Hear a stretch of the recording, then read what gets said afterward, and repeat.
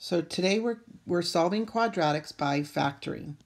When you're solving quadratics by factoring, you have 3 easy steps. You're going to rewrite it in standard form first, then you're going to factor completely, and then you're going to use the zero property. Make sure when you're factoring, you always look for the greatest common factor first before you do anything else. So in problem number 1, we're going to write it in standard form first. So I'm going to move the negative x squared over to give me 0 equals x squared plus 8x minus 9. So it makes sense to always make the quadratic term positive if possible, right? It's always a smart choice. And then we're going to factor. We're going to look for a greatest common factor. So do any of these have anything in common with all 3 of them? Nope. So I don't have a greatest common factor in this problem. So I factor this, and this has got to be an x times an x to give me that x squared. And then you can either set up your diamond where you put negative 9 on top, 8 on the bottom, what times what multiplies to give you negative 9 and adds up to give you 8. Or I just kind of make a list. Negative 1 times 9 and 3 times 3 is going to be negative 9. And then which one of those is going to give me an 8, a negative 1, and a 9. I need more positives than I do negatives to get that positive 8x. Right? So double check your signs and make sure your signs are right. Now we're going to use the zero property. The zero property states that anything times 0 is always 0. So we have something times something equals 0. So that means one of those factors has to be 0. So we're going to apply the zero property, and we're going to set each of those factors equal to 0. So we're going to say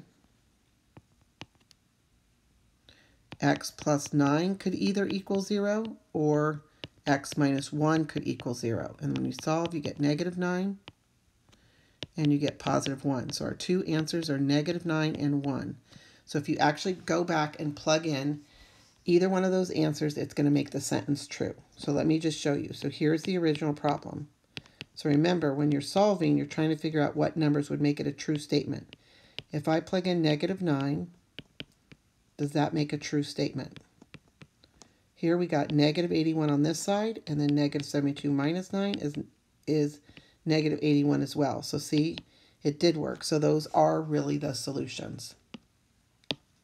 So if you're ever in doubt if your answer's right, you can always go back if you had the extra time and plug them in and make sure it makes a true sentence. Okay, so problem number 2. Solve by factoring. The first step is to put it in standard form. So I'm going to subtract my 2x, or subtract my 2, and subtract my 3x. And when I do that, doesn't that give me a 4x squared? I don't have any more x's. I have a minus 25, and I have nothing on this side. So however you do that, whether you just visually do it in your head. So if you were just to visually do that in your head and just move things over and calculate what that's going to be when you move things over, that's fine. And then factor, always look for a greatest common factor first, and I don't see anything in common. And then I notice this is a binomial, and remember our perfect squares, 1, 4, 9, 16, 25, etc. You know, x squared, x to the 4th. Did you recognize that this is a difference of squares? So this is going to give me 2x plus 5 and 2x minus 5. So you have to recognize when you have what's called a difference of squares. Difference of squares. When you're subtracting 2 perfect square numbers, that's going to give you 2x plus 5 and 2x minus 5. Once we factor it, we're going to use the zero property. Set each factor equal to 0. And then we're going to solve, subtract 5 to both sides, and then divide by 2, so that's negative 5 halves. Add 5 to both sides, and then divide by 2, so that's 5 halves. So our 2 answers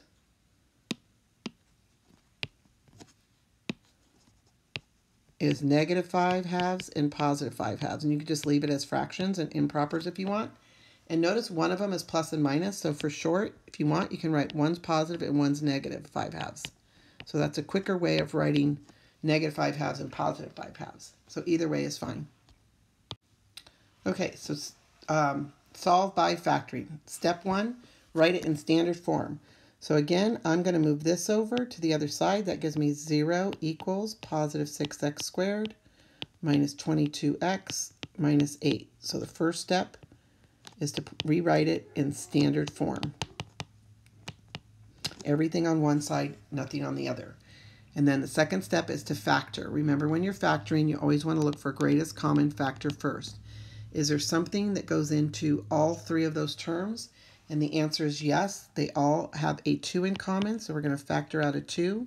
So that leaves me 3x squared minus 11x minus 4. Then we have a trinomial, so we're going to factor the trinomial, right? So obviously 3x times x would have to give me the x squared, and then I've got to get a negative 4. So negative 1 times 4 or negative 2 times 2. And so off to the side of my paper, I've got to kind of guess and check and guess and check as to what my factors would be that would FOIL to give me this trinomial, right? So when I multiply my first ones, and then when I multiply my last ones, so should it be a negative 2 and a negative 2? Or one's got to be positive, one's got to be negative, right? Should it be, should the 4 go with the 3? Should the 1 go with the 3? And the 4 go over here? Like, which one should it be? So we've got to figure out which OI is going to give us that negative 11x. So which one of those combinations is going to give us that negative 11x in the middle? So let's check this bottom one right here and see what happens when we do the bottom one. So that gives me negative 12x and a positive 1x. Sure enough, that's it. So it's this one. So after a while, you get good at it and you start to kind of look at the combinations and you get better at those more difficult ones.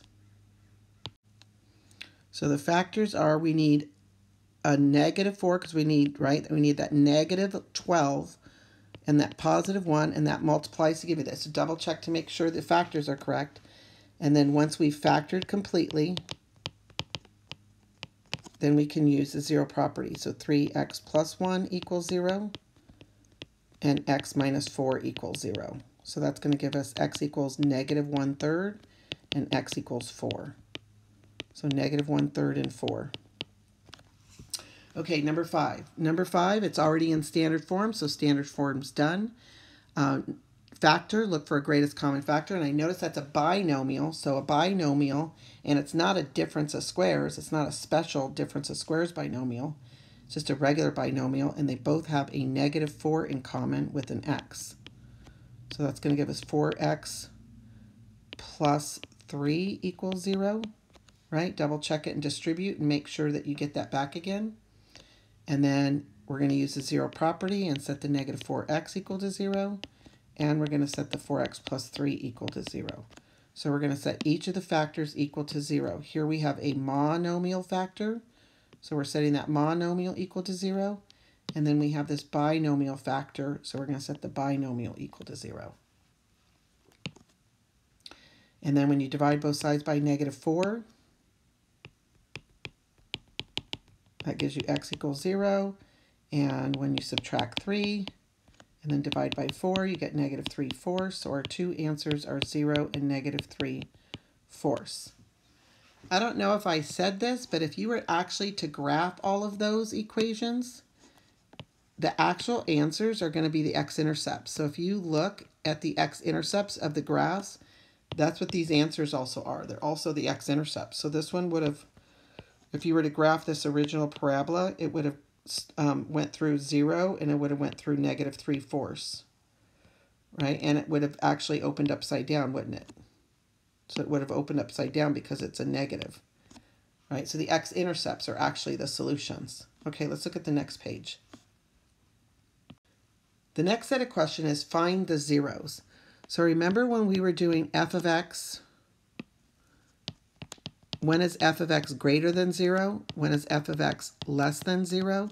And then we did when is f of x equal to 0? Well, that's what these are asking. These are asking when is the function equal to 0? So we want to know what values of x would make this function 0. And if you were looking at it from a graph perspective, right, so if we had a coordinate plane and you were looking at the graph, when is the function equal to 0? Isn't that when you're on the x-axis? So once again, we're looking for the x-intercepts, which is where the function is 0. So we're going to do it by solving using factoring method. So we're going to factor. Did you notice this was a difference of squares? So x plus 1, x minus 1. So you got to really notice those difference of squares. Set each of the factors equal to 0. And solve. So our two answers are -1 and +1. And don't forget, you can write that shorter by saying plus or minus 1. So if you want to, you can say plus or minus 1. It's a lot faster. So basically, we're doing the same thing we just got done doing. It's just the idea is that they're saying find the zeros. So when they say find the zeros, they're looking for what numbers would make this, what numbers of x could you plug in to make this 0? I suppose you could kind of guess and check, but we don't want you just to guess and check. And we're not going to allow you just to kind of guess and check in your head and just go, boom, the answer is this. We want to see the work. So to find the zeros, we're going to use the factoring method. So to factor, we always want to look for a greatest common factor first. So I notice that there's a -4x in common. And so that's going to give me a 2x and a -1. Let's double check that. That gives me -8x squared, and a negative times a negative is a positive. Then we're going to set each of those factors equal to 0. So here x is 0 and here x is 1/2. So the 2, 0, and 1/2 is what are the values that would make that 0. So we could plug that in, and if we plugged in -8 times 1/2 squared plus 4 times 1/2, that better equals 0, huh? So that's going to give me -8 times 1/4. And 4 times 1/2 is 2, so that gives me -2 plus 2. Sure enough, that gives me 0. So if you were ever in doubt if your answer was right, you could always plug it in and make sure that both of these is going to make this function 0.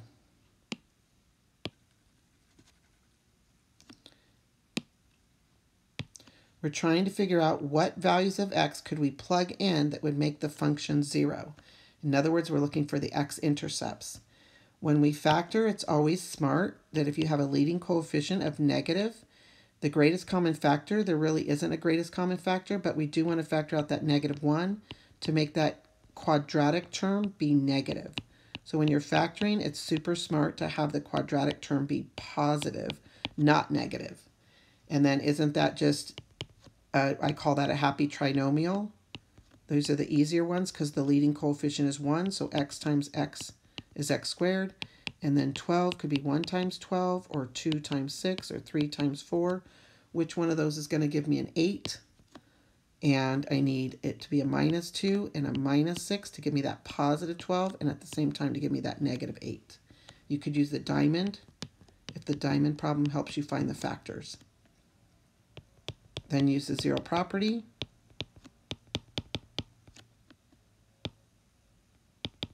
And then solve. That gives you x equals 2 and x equals 6. So 2 and 6. Okay, last problem.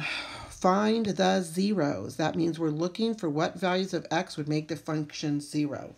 We're going to use the factoring method. First thing we do is look for a greatest common factor. Does any number go into any of those? No, there is no GCF. So we have to factor this. And already I'm thinking, oh man, this is going to be a headache. Because think about this, the factors have to first multiply to give you 16x squared. So it could be 16x times x, it could be 2x times 8x, it could be 4x times 4x. There's so many options. So I don't know if you noticed this, but we didn't talk about this earlier because there was so much factoring that we were trying to review. But these two numbers are both perfect square numbers. And when those are perfect square numbers, I'm thinking that maybe this is a perfect square trinomial. And I'll talk about that in a little bit. So maybe this is a perfect square trinomial. A perfect square trinomial is when the factors are identical.